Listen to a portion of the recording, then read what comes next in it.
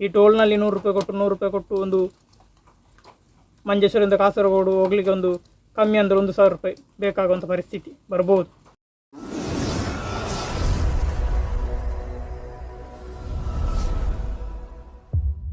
ನಮಸ್ಕಾರ. ವಿಡಿಯೋ ನೋಡುತ್ತಿರುವ ಎಲ್ಲ ಸ್ನೇಹಿತರಿಗೆ ಮಂಜೇಶ್ವರದ ವಿಷಯಗಳು ತುಂಬ ಉಂಟು, ತುಂಬ ಇತ್ತು. ಈಗ ಅದಕ್ಕಿಂತ ಡಬಲ್ ಆಗಿದೆ, ಯಾಕೆಂದರೆ ಈಗ ಡಬಲ್ ವೇ ಆಗಿದೆ. ಹಾಗೆ ವಿಷಯಗಳು ಕೂಡ ಡಬಲ್ ಆಗ್ತಾ ಉಂಟು. ಏನಪ್ಪ ಅಂದರೆ ಕುಂಬಳೆಯಲ್ಲಿ ಒಂದು ಟೋಲ್ ಗೇಟ್ ಆಗ್ತದೆ ಎನ್ನುವಂಥ ಒಂದು ಮಾಹಿತಿ ಇದೆ. ಅದೊಮ್ಮೆ ಕ್ಯಾನ್ಸಲ್ ಆಯಿತು, ಮತ್ತೊಮ್ಮೆ ಪುನರಾವರ್ತಿಸ್ತಾ ಉಂಟು.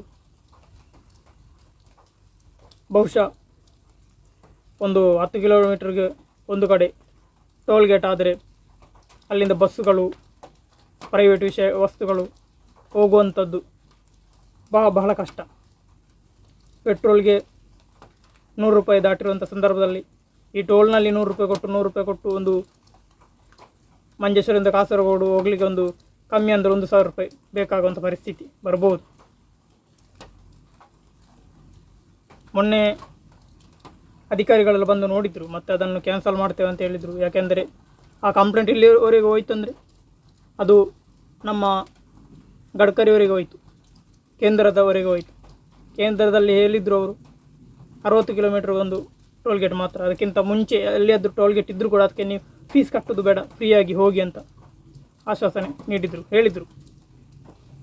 ಇವರು ಯಾವ ಕರ್ಮಕ್ಕೆ, ಯಾವ ಕಾರಣದಿಂದ ಅಲ್ಲಲ್ಲಿ ಟೋಲ್ ಗೇಟ್ ಇಟ್ಟು ಸುಂಕ ವಸೂಲಿ ಮಾಡಿ ಜನರ ಹೊಟ್ಟೆಗೆ ಒದೀತಾರೆ ಎನ್ನುವುದು ಗೊತ್ತಿಲ್ಲ. ಯಾರು ಒದೀತಾರೆ, ಯಾರದಕ್ಕೆ ಅವಕಾಶ ಕೊಟ್ಟದ್ದು, ಯಾರ ಕೈವಾಡ ಇದೆ ಎನ್ನುವುದೆಲ್ಲ ಗೊತ್ತಿಲ್ಲ. ಅದೆಲ್ಲ ಗೊತ್ತು ಮಾಡಬೇಕು ನಾವೆಲ್ಲ. ಟೋಲ್ ಗೇಟ್ ವಿಷಯದಲ್ಲಿ ಗೊತ್ತಿರಲಿಲ್ಲ, ಆದರೆ ಈಗ ಗೊತ್ತಾಯಿತು.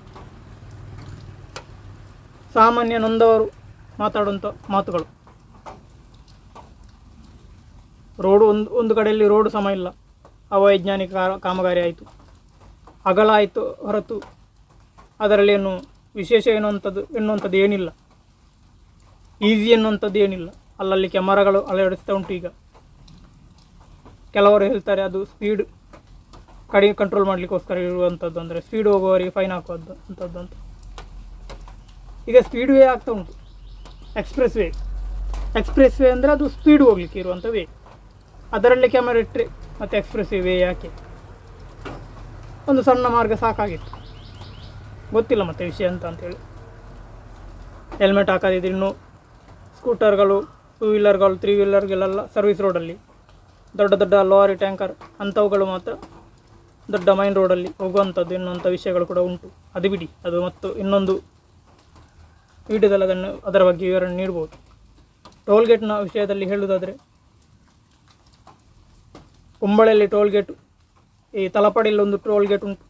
ಅದು ಮನುಷ್ಯರಿಗೆ, ನಮ್ಮ ಇಲ್ಲಿಯ ಮಂಜೇಶ್ವರದವರಿಗೆಲ್ಲ ಉದೀತ ಉಂಟು. ಈಗ ಸದ್ಯ ಪರ್ಯಾಯ ಮಾರ್ಗ ದಾರಿ ಮಾಡ್ತೇವೆ ಅಂತ ಹೇಳಿದರು ಇಲ್ಲಿ ಮಂಜೇಶ್ವರ ಪಂಚಾಯತ್ನ ವತಿಯಿಂದ. ಗೊತ್ತಿಲ್ಲ ಮತ್ತು ಏನಂತೇಳಿ. ಅದರ ಬಗ್ಗೆ ತುಂಬ ವಿಷಯಗಳು ಇನ್ನೂ ಅನ್ವೇಷಣೆ ಆಗಲಿಲ್ಲ, ಆಗ್ತಾ ಉಂಟಷ್ಟೇ. ಆದರೆ ತಲಪಾಡಿಯಿಂದ ಬಹುಶಃ ಕುಂಬಳೆ ಹೆಚ್ಚೇನು ದೂರ ಇಲ್ಲ, 30 ಕಿಲೋಮೀಟ್ರ್ ಕೂಡ ಇಲ್ಲ. ಅಂದ ಮೇಲೆ ಕುಂಬಳೆಯಲ್ಲಿ ಒಂದು ಟೋಲ್ ಗೇಟ್ ಮಾಡುವಂಥದ್ದು ಒಂದು ದೊಡ್ಡ ಒಂದು ಹಿಂಸೆ ಅಂತ ಹೇಳ್ಬೋದು, ಹಗಲು ದರೋಡೆ ಅಂತ ಹೇಳ್ಬೋದು. ಟೋಲ್ ಗೇಟ್ಗಳಲ್ಲೆಲ್ಲ ಹಗಲು ದರೋಡೆನೇ ಮಾಡೋದು. ಇಲ್ಲಿ ಟೋಲ್ ಗೇಟಲ್ಲಿ ತಲಪಾಡಿಯಲ್ಲಿ ಕೂಡ ಹಗಲು ದರೋಡೆ ಮಾಡಿ ಅವರು ಮೇಂಟೆನೆನ್ಸ್ ಮಾಡ್ತಾರಂತೆ. ರೋಡಲ್ಲೂ ಕೂಡ ರೋಡಿನ ವ್ಯವಸ್ಥೆಗಳನ್ನು ಸುಭದ್ರಗೊಳಿಸ್ತಾರೆ ಅವರು ಅಂತ ಹೇಳ್ತಾರಷ್ಟೇ. ಬಹುಶಃ ಅಲ್ಲಿ ಆಚೆ ಹೋಗುವಾಗ ಗೊತ್ತಾಗ್ತದೆ ರೋಡಲ್ಲಿ ಎಷ್ಟು ಸುವ್ಯವಸ್ಥೆ ಉಂಟಂತೇಳಿ.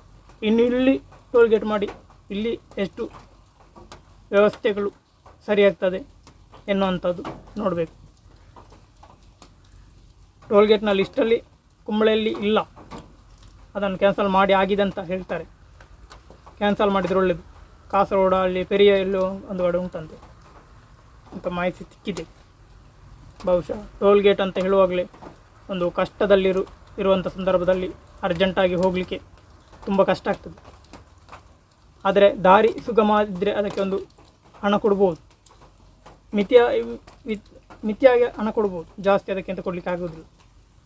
ಟೋಲ್ ಗೇಟು ಕುಂಬಳೆಯಲ್ಲಿ ಆಗ್ತದಾ ಇಲ್ವಾ ಗೊತ್ತಿಲ್ಲ, ಆಗಬಾರ್ದಂತ ಜನರ ಅಭಿಪ್ರಾಯ ಉಂಟು, ಜನರ ಪ್ರತಿಭಟನೆ ಉಂಟು.